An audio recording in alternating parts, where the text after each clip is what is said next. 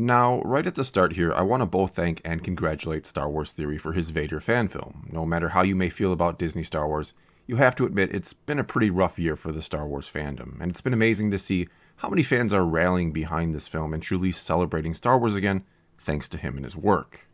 And I can't even begin to tell you how many requests I've been getting in the week or so since it released to talk about it and review it, but thanks to the holidays, I really haven't gotten much of a chance to do anything YouTube related, and what time I have gotten to work I've put into trying to finish up the last part of my Fate of the Apprentice series, which I promised to have up a few days ago. And yes, I do hope to have it finally done and up this coming Tuesday. Anyway, getting back to Star Wars Theory's Vader fan film called Shards of the Past. Full disclosure here, but I really don't know any of the details behind the making of this film. I don't mean this as an insult to him or any other Star Wars channel out there, but I don't really watch or keep up with what other channels are doing. It's hard enough to keep up with my own channel, not to mention have time for family, friends, and other responsibilities in life. All that being said then, I'll now give you a very quick review before talking a bit about fan service and what I think Disney and Lucasfilm should take away from all this. And as I was alluding to moments ago, I really had no idea what to expect out of this film going into it, other than knowing it was going to involve Darth Vader, of course. And yeah, I've seen other fan films that are rather good for what they were, but they very much looked, felt, and sounded like fan films. And though Shards of the Past, of course, doesn't have the same production values or look and polish of a Lucasfilm-produced Star Wars movie, it is light years ahead of anything else I've ever seen before out of a fan film. In fact, it all around looked most impressive. The costumes were incredible, with Vader's suit really being a standout for me. I also thought the clone troopers looked far better in this film than they did in the prequels, because, they actually put people in suits in this film instead of how the prequels did it, which was by making every single clone trooper CGI.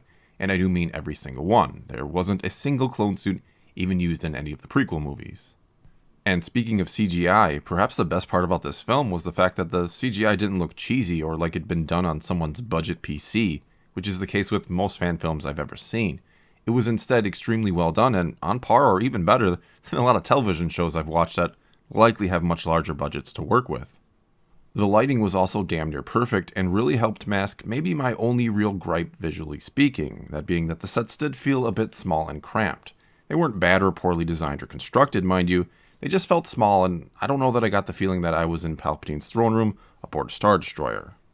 I'm not saying it ruined it for me or took me out of the film or anything like that, or that it could probably even be helped, only that the epicness of the whole thing could have been upped even further if the setting itself had felt a bit more grandiose. Again, it's a minor gripe, but I am trying to give a fair review here, and not just heap on praise, though yes, a lot of praise is deserved for this film. And two more areas where it would definitely be deserved are sound and editing, because this sounded like a Star Wars movie, both in terms of score and sound effects, and thanks to the amazing work of John Williams, the score is one of the most important aspects of a Star Wars movie. It's really the only franchise out there where people will talk about beforehand and be genuinely excited about hearing the score, almost as much as they are about seeing the actual movie. And one of the reasons for that is Williams has always been able to help tell the story and deliver the emotional impact with his music, and there were a couple of points in this fan film where the score managed to do just that. As for the acting, well, this is an area where a lot of the times fan films can become cringeworthy as people with no real experience tend to overact and really take you out of their story. However, that wasn't the case here, which is even more impressive when you consider how easy it is to overact when playing the part of Emperor Palpatine, especially considering Ian McDiarmid himself really went over the top with it a couple of times in the prequels.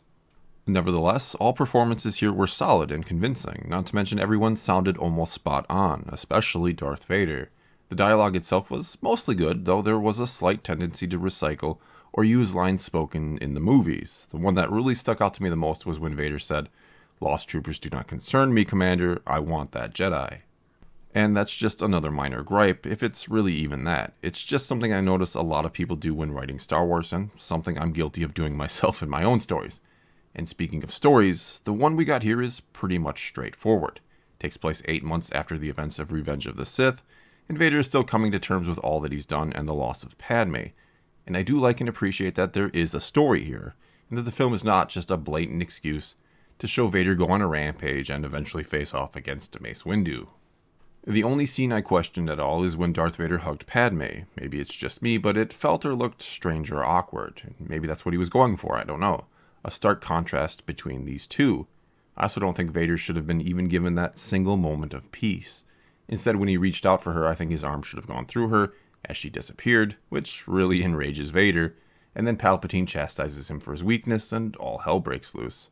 But that's just me playing armchair writer and director, which is something that I enjoy doing. However, on the flip side, my favorite scene was probably the last one, when we hear Windu slaughtering all the clone troopers as Vader looks on from above. There's even a Wilhelm scream in there, which I very much appreciated. And then when all the clones are dead, we get that brief moment of silence and tension before Vader ignites his saber, the music kicks in, and the episode ends. All in all here, this film was incredible. It's truly amazing what one Star Wars fan has been able to achieve. It's amazing what can come from having a true passion for Star Wars and wanting to give the fans something they'll love and enjoy. And what it does is give me real hope for the franchise. Hope that Disney and Lucasfilm will see this and the response to it and realize that maybe this isn't all that complicated after all, that the fan base is not impossible to please. That there's no truth to the saying that no one hates Star Wars like Star Wars fans. That instead, it's just that the fans love this franchise, but it's not unconditional, and they won't accept just anything with the name Star Wars on it. That we fans want to get some semblance of a feeling from the ones running the show that they love it too, and that love needs to be reflected in the movies, shows, games, and so on that they give us, or we're going to spot it and we're going to call them on it. That we refuse to be taken for granted, and to see this franchise be blatantly and overtly treated like a money-making machine by those who seemingly don't care about the franchise itself, only the profits that can be made. Which was really evident with the game Battlefront 2, for example. The pay-to-win loot box system that they wanted to implement was absolutely shameful for a game that already came with a $60 price tag. And I really hope Disney and Lucasfilm were somehow unaware of just how money-grubbing EA was trying to be. Nevertheless, it wouldn't free them from any guilt because they should really be aware of the actions of any company that holds a Star Wars license and the negative impact that it can have on their IP. And look, I'm not ignorant, and neither are the rest of my fellow fans. We know and understand they have to make money off of Star Wars in order to keep producing the movies, books, games, and so on. But, and I'm no business major here, isn't the best way to do that by giving the fans, or your customers, products they want and will be eager to consume, made by people who have a passion for what they're doing? That's basically what Star Wars Theory just did. He, a huge fan, made something other fans really wanted to see, and look at the results. Almost 1 out of every 10 people who's watched it, and keep in mind there's probably a lot of repeat viewings in that 3.7 million total. Anyway, 1 out of 10 have given it a thumbs up, while only roughly 1 out of 1,000 have given it a thumbs down. I mean, what do you think those numbers and ratios would look like if it was The Last Jedi up there? And no, I'm not advocating for blatant fan service all of the time. I certainly understand there is a fine line between always giving people what they want, or the same general thing over and over again, and pushing the boundaries and innovating your product to keep it fresh and new. Because as amazing as Shards of the Past was, and I again tip my cap and applaud Star Wars Theory for his accomplishment, there's only so many times such a film could be made before people would start to grow tired of it and want something new and different. And therein lies the real challenge for Disney and Lucasfilm. How do you progress Star Wars, or move it forward and evolve it, without ever losing what it's always been? And, well, my advice to them would be to try to not get too bold too soon, to push ahead slowly while, especially at the start, really trying to cater to your core fandom, to show them you understand what the franchise is and always has been about. And, unfortunately, The Last Jedi felt like it didn't do that at all. And here's the real funny thing about this whole situation. If the sequel trilogy had been all about Luke's new Jedi Order, and he was pretty much like most of us had expected him to be like, which is one of, if not the greatest Jedis of all time, then I think you could have easily followed up that trilogy with another trilogy, or even just a single movie, where Luke had lost his way, and I don't think you get anywhere near the negative reaction The Last Jedi got from some fans. Because at least you would have first given fans the Luke they wanted before you tried to do something radically different with the character. You also could have very subtly and covertly made the entire sequel trilogy about why Luke would ultimately come to the decision to give up on the Jedi and seek out exile, which means you could have earned the change in the character instead of just giving us one controversial scene to explain why Luke lost his way. Then again, that would have required a great amount of planning to pull off, and we all know you're all about winging it as you go, Disney and Lucasfilm. In closing here, there's a reason why Shards of the Past was so good and so beloved by fans already, and that's because it was made by a fan for fans. It's a rather simple formula that's had incredible results, and one that Disney and Lucasfilm can learn from, though they shouldn't have to because it should be obvious. And again, I'm not advocating blatant fan service all of the time, but as I've said before, if you're not making these movies for Star Wars fans, who are you making them for exactly?